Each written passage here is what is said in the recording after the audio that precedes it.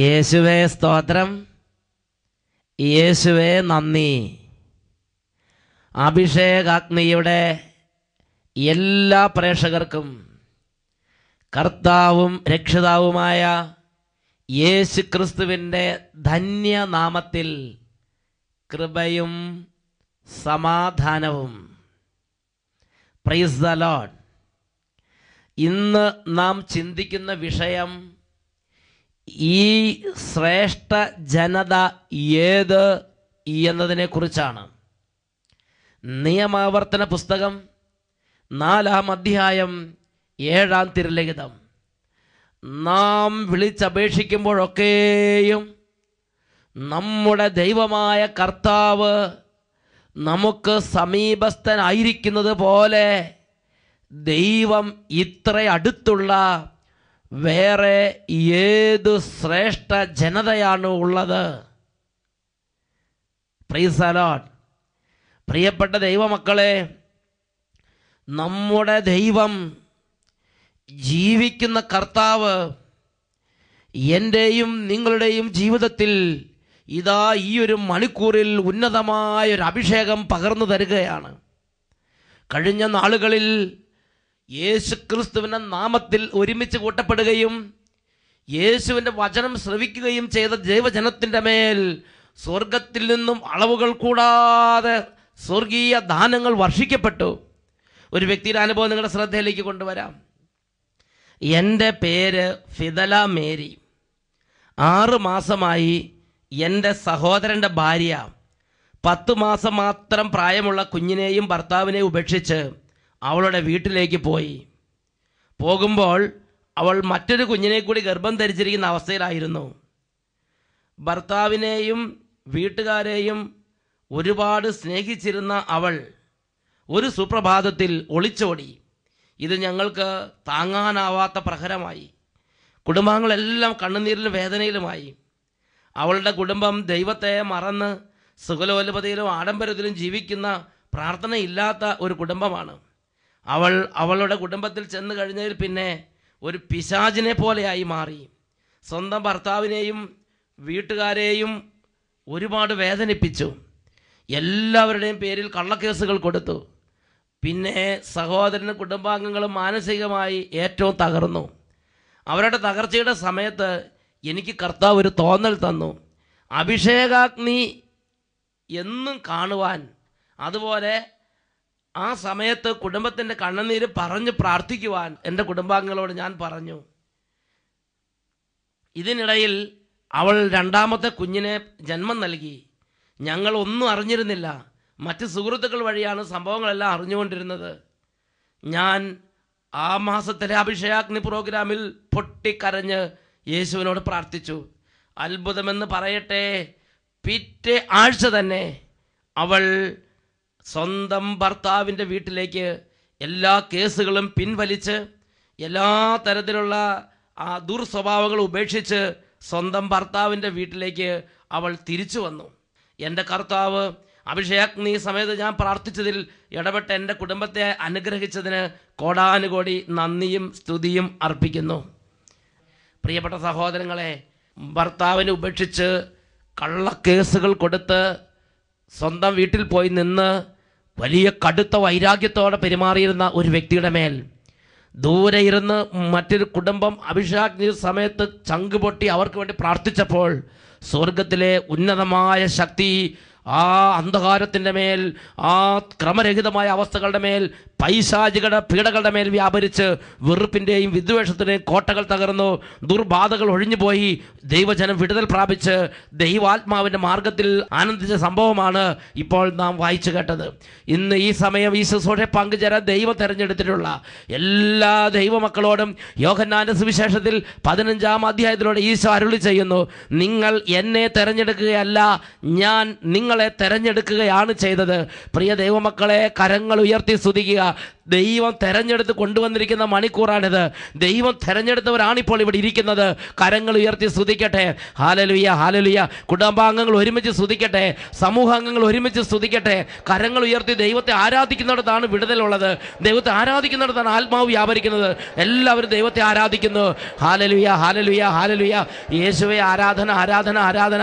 ഓ പിതാവായ ദൈവമേ, ഈ സമൂഹത്തിൽ ഏതെങ്കിലും മകനോ മകൾക്കോ ആത്മീയ കാര്യങ്ങളെ സ്വീകരിക്കാൻ പറ്റാത്ത വിധം കഠിനമായ തരത്തിലുള്ള അന്ധകാരത്തിൻ്റെ പീഡകളാൽ ബന്ധിക്കപ്പെട്ട അവസ്ഥയുണ്ടെങ്കിൽ, ബന്ധിക്കപ്പെട്ടിരുന്ന ഓരോ ജീവിതങ്ങളെയും, ഓരോ സമൂഹങ്ങളെയും, ഓരോ കുടുംബങ്ങളെയും യേശുവിൻ്റെ അഗ്നി സദൃശമായ നാമം അയച്ച് വിടുവിക്കുന്നു. തിന്മകളും ആധിപത്യങ്ങളും വിട്ടുമാറി പോകട്ടെ.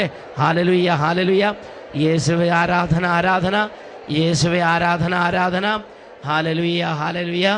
യേശുവേ സ്തോത്രം, യേശുവേ നന്ദി, യേശുവേ സ്തോത്രം, യേശുവേ ആരാധന. ഹല്ലേലൂയ. നിയമാവർത്തന പുസ്തകം 4-ാം അധ്യായത്തിലെ 7-ാമത്തെ തിരുലിഖിതം. നാം വിളിച്ചപേക്ഷിക്കുമ്പോഴൊക്കെയും നമ്മുടെ ദൈവമായ കർത്താവ് നമുക്ക് സമീപസ്ഥനായിരിക്കുന്നത് പോലെ ദൈവം ഇത്ര അടുത്തുള്ള വേറെ ഏത് ശ്രേഷ്ഠ ജനതയാണുള്ളത്? പ്രിയപ്പെട്ട ദൈവമക്കളെ, പാപം ഉപേക്ഷിച്ച് യേശുക്രിസ്തുവിനെ ഹൃദയത്തിൽ രക്ഷിതാവും കർത്താവുമായി ആരാധിച്ച് ദൈവത്തോട് ഒരു ഉടമ്പടി ജീവിതത്തിലേക്ക് പ്രവേശിക്കുന്നത് ഒരു നിസ്സാര കാര്യമല്ല. ഒരു ഉടമ്പടി പൈതലിന് ഈ ലോകത്തിൽ ഒരുപാട് വാഗ്ദത്തങ്ങൾ ദൈവം നൽകിയിട്ടുണ്ട്. ഉടമ്പടി പൈതലിന് ദൈവം നൽകിയിട്ടുള്ള അനേക വാഗ്ദത്തങ്ങളിൽ ഉന്നതമായൊരു വാഗ്ദത്തമാണ്, നിന്റെ ഓരോ ആവശ്യങ്ങളിലും നീ നിന്റെ ഹൃദയം നുറുങ്ങി നിന്റെ ദൈവമായ കർത്താവിനെ വിളിച്ചപേക്ഷിക്കുമ്പോൾ ദൈവം വേഗം അടുത്ത് വന്ന് ഇതാ ഞാൻ എന്ന് പറഞ്ഞ് നിന്റെ കൂടെ നിൽക്കുമെന്ന് ദൈവം വാഗ്ദത്തം നൽകിയിരിക്കുകയാണ്. ഹല്ലേലൂയ. ഒരു ദൈവ പൈതലായിരിക്കുക എന്നുള്ളത് ഒരു നിസ്സാര സംഗതിയല്ല. ഈ വാഗ്ദത്തങ്ങളുടെ എല്ലാം അവകാശി ഈ ദൈവ പൈതലാണ്. ദൈവത്തിൻ്റെ പക്കലേക്ക് പിന്തിരിയുക, ദൈവിക വഴികളിലേക്ക് പിന്തിരിയുക എന്നുള്ളത് ഒരു നിസ്സാര സംഗതിയല്ല. എനിക്കിതിനെക്കുറിച്ച് ആദ്യം ബോധ്യം കിട്ടിയൊരു സംഭവം നിങ്ങളോട് പറയാം. ഒരു ദിവസം വളരെ കുഗ്രാമം ഒരു പ്രദേശത്ത്, വയനാട് പോലുള്ളൊരു മലമ്പ്രദേശത്ത്, ഇതാ ഒരു വളരെ അക്രമാസക്തരായ ആളുകൾ ഒരു ഭവനത്തെ കല്ലെറിഞ്ഞ് പെട്രോൾ ഒഴിച്ച് കത്തിച്ച് നശിപ്പിക്കാൻ തീരുമാനിച്ച് അവർ വയലൻ്റായി ഭവനത്തിന് നേരെ പാഞ്ഞടുക്കുകയാണ്. അങ്ങനെ ആ ഭവനത്തിൽ അപ്പനും അമ്മയും 5-6 മക്കളുമുണ്ട്. അവരെല്ലാം ഭവനത്തിനുള്ളിലിരിക്കുകയാണ്. അങ്ങനെ ഇരിക്കുമ്പോൾ ഈ അക്രമാസക്തമായ ജനക്കൂട്ടം കല്ലെറിഞ്ഞ് ആ ഓടിട്ട വീട്, മലഞ്ചെരിവിലുള്ള ആ ഓടിട്ട വീട് തകർത്ത് തരിപ്പണമാക്കി. ഇനി അടുത്തത് പെട്രോൾ ഒഴിച്ച് കത്തിക്കുക എന്നുള്ളതാണ്. ജീവനോടെ കുടുംബാംഗങ്ങൾ ആ വീടിനകത്തിട്ട് ആ ഭവനത്തിന് തീ വെക്കുക എന്നുള്ളതാണ് ഈ വളരെ ക്രുദ്ധരായ ജനത്തിൻ്റെ അടുത്ത സ്റ്റെപ്പ്. അപ്പോൾ കുടുംബത്തിലുള്ള ചേട്ടനും മക്കളും വലിയ കാര്യമായ പ്രാർത്ഥനയുള്ളവരെന്നല്ലെങ്കിലും ആ ചേട്ടത്തി വളരെ വിശ്വാസമുള്ളൊരു ചേട്ടത്തിയാണ്. ദൈവത്തിന് അനുഭവമുള്ള ചേട്ടത്തിയാണ്. ദൈവത്തോട് ഉടമ്പടി ചെയ്ത് വിശുദ്ധമായി ജീവിക്കുന്നൊരു ചേട്ടത്തിയാണ്. പ്രാർത്ഥനയും ദൈവഭയമുള്ളൊരു ചേട്ടത്തിയാണ്. എളിമയും അനുസരണമുള്ള ചേട്ടത്തിയാണ്. ചേട്ടത്തിക്ക് അപകടം മനസ്സിലായി. ചേട്ടനും മക്കളും ഭയന്നിരിക്കുകയാണ്. ചേട്ടത്തിക്ക് അപകടം മനസ്സിലായി. ചേട്ടത്തി ആ വീടിൻ്റെ മുറ്റത്തേക്ക് ഇങ്ങ് ഇറങ്ങിയിട്ട് ആ വീടിൻ്റെ മുറ്റത്ത് നിന്ന് വലതുകാൽ ഉയർത്തിയ മണ്ണിലേക്ക് ഒന്ന് ചവിട്ടിയിട്ട് പറഞ്ഞു, എൻ്റെ സ്ലീഹന്മാരെ, ഒരൊറ്റ വിളിയാണ്. ഹല്ലേലൂയ. പ്രിയപ്പെട്ട സഹോദരങ്ങളെ, ഈ ചേട്ടത്തി സ്ലീഹന്മാരെ എന്ന് പറഞ്ഞ് ഒരൊറ്റ വിളി അങ്ങോട്ട് വിളിച്ചപ്പോൾ ശത്രുപക്ഷത്ത് ശത്രുവിൻ്റെ ആക്രമണത്തിന് നേതൃത്വം കൊടുത്തിരുന്ന ആ നായകൻ്റെ ശരീരത്തിലേക്ക് ഇടിമിന്നൽ പോലെ ഒരു ശക്തി പ്രവഹിച്ച് ആ നേതാവ് പറഞ്ഞു, നമുക്ക് ഇപ്പോൾ തൽക്കാലം ആക്രമണം നിർത്തിവെക്കാം. കാരണം നേതാവിന് അപകടം മനസ്സിലായി. പുലിനഖവും പൂച്ചനഖവും കണ്ടാൽ തിരിച്ചറിയാൻ കഴിവുള്ളൊരു നേതാവായിരുന്നു അദ്ദേഹം. അദ്ദേഹത്തിന് അപകടം മനസ്സിലായി. ഈ രീതി മുമ്പോട്ട് പോയാൽ അടുത്തത് വളരെ കടുത്ത പ്രഹരം തനിക്ക് സമൂഹത്തിന് ലഭിക്കുമെന്ന് മനസ്സിലായ നേതാവ് അണികളോട് പറഞ്ഞു, നിങ്ങൾ ശാന്തരാവുക. ഇന്ന് ഏതായാലും ഇത്രയും തകർത്തില്ലേ, ഇനി നമുക്ക് മറ്റൊരു അവസരത്തിൽ ഇവരെ ഉന്മൂലനാശം ചെയ്യാമെന്നൊക്കെ പറഞ്ഞ് ജനക്കൂട്ടത്തെ ശാന്തരാക്കി പതുക്കെ പിന്തിരിപ്പിച്ചു കൊണ്ടുപോയി. പ്രിയപ്പെട്ട സഹോദരങ്ങളെ, ആ അമ്മച്ചി ആ വീട്ടുമുറ്റത്തിറങ്ങി എൻ്റെ സ്ലീഹന്മാരേ എന്ന് പറഞ്ഞൊരൊറ്റ വിളി വിളിച്ചപ്പം ആ അമ്മച്ചി ഉദ്ദേശിച്ചത് ഇടവകയുടെ മധ്യസ്ഥരായ പത്രോസ് പൗലോസ് സ്ലീഹന്മാരെയാണ്. ആ ഇടവക പത്രോസ് പൗലോസ് സ്ലീഹന്മാരുടെ നാമധേയത്തിലുള്ള ഇടവകയാണ്. ആ അമ്മച്ചിക്ക് കാര്യമായി ദൈവജ്ഞാനം ഇല്ലെങ്കിലും നാട്ടുമ്പുറത്തെ ആ ഇടവകയിൽ പോയി പ്രാർത്ഥിച്ചൊരു പരിചയമാണുള്ളത്. അമ്മച്ചിക്ക് അറിയാവുന്ന ദൈവിക അനുഭവത്തിൽ അറിയാവുന്നതുപോലെ ഇടവക മധ്യസ്ഥരെ വിളിച്ച് ഒരൊറ്റ പ്രാർത്ഥനയാണ്. ക്ഷണനേരം കൊണ്ട് ഉന്നതത്തിന് ശക്തി അവർക്ക് വേണ്ടി പാഞ്ഞു വന്നു. Praise the Lord. പ്രിയപ്പെട്ട സഹോദരങ്ങളെ, നിയമാവർത്തന പുസ്തകം 4-ാം അധ്യായം 7-ാം വാക്യം, നാം വിളിച്ചപേക്ഷിക്കുമ്പോഴൊക്കെയും നമ്മുടെ ദൈവമായ കർത്താവ് നമുക്ക് സമീപസ്ഥനായിരിക്കുന്നത് പോലെ ദൈവം ഇത്ര അടുത്തുള്ള വേറെ ഏത് ശ്രേഷ്ഠ ജനതയാണുള്ളത്? ഞാൻ നിങ്ങളിത് മനസ്സിലാക്കണം. ഒരു വിശുദ്ധനെയോ അല്ലെങ്കിൽ സ്ത്രീകന്മാരെ വിളിച്ചപ്പോൾ ഇതാണ് സ്ഥിതിയെങ്കിൽ യേശുവിനെ നാമം വിളിച്ച എന്തായിരിക്കും സ്ഥിതി? ഇതെനിക്ക് മനസ്സിലായത് അട്ടപ്പാടിയിലെ ഒരു സംഭവത്തിൽ നിന്നാണ്. അട്ടപ്പാടിയിൽ കോട്ടത്തറ എന്ന് പറഞ്ഞ ദേശം, അവിടെ നിന്നൊരു പാവപ്പെട്ട ചേടത്തി ഒരു ദിവസം സഹിയോൻ ധ്യാനകേന്ദ്രത്തിൽ സ്റ്റേജിലേക്ക് വന്ന് കാലുകളും കൈകളും കൂട്ടിയിടിച്ച് അങ്ങനെ വിറച്ച് ഒരു അനുഭവം സാക്ഷ്യപ്പെടുത്തുകയാണ്. ആ ചേടത്തി പറയുകയാണ്, വെളുപ്പിന് എഴുന്നേറ്റ് കറക്കാൻ വേണ്ടി തൊഴുത്തിലേക്ക് ചെന്നപ്പം നേരം പരിവരാ വെളുക്കുന്നേ ഉള്ളൂ. നോക്കുമ്പോൾ കാട്ടാനകളാണ് വീട്ടുമുറ്റത്ത് നിൽക്കുന്നത്. ഒരു കാട്ടാൻ ഈ ചേടത്തിയെ ഓടിച്ചുകൊണ്ട് പോയി. ചേട്ടത്തി അലമുറയിട്ട് കരഞ്ഞു. ചേട്ടൻ വേഗം വീട്ടിൽ നിന്ന് പുറത്തിറങ്ങി. അപ്പോൾ മറ്റൊരു കാട്ടാന ആ ചേട്ടനെ ഓടിച്ചുകൊണ്ട് പോയി. ഈ ചേടത്തി പേടിച്ചാലുണ്ട് 10 അടി ഓടിയപ്പോഴേക്കും അലച്ചു തല്ലി നിലത്ത് വീണ്. ക്ഷണനേരം കൊണ്ട് കാട്ടാന അടുത്തെത്തി. കാട്ടാന കോപാക്രാന്തനായി തൻ്റെ കരം ഉയർത്തി ആ ചേടത്തിയെ ചവിട്ടിപ്പീച്ചാൻ വേണ്ടി ആഞ്ഞു ചവിട്ടാൻ തുടങ്ങി. ചേടത്തിക്ക് മനസ്സിലായി ഇതെൻ്റെ അന്ത്യ നിമിഷമാണ്. ചേടത്തി ഇനി എന്നെ സഹായിക്കാൻ ഇനി ആർക്കും സാധ്യമല്ല എന്ന് ചേടത്തിക്ക് മനസ്സിലായി. ചേടത്തി അവിടെ ആ നിലത്ത് കിടന്ന് മനസ്സ് തകർന്ന് ഹൃദയം നുറുങ്ങി ആ മണ്ണിൽ കിടന്ന് ചേടത്തി ആ വെളുപ്പാങ്കാലത്തൊരു വിളി, എൻ്റെ യേശുവേ, ഒരൊറ്റ വിളി ചങ്കിൽ നിന്ന് ഉയർന്നു.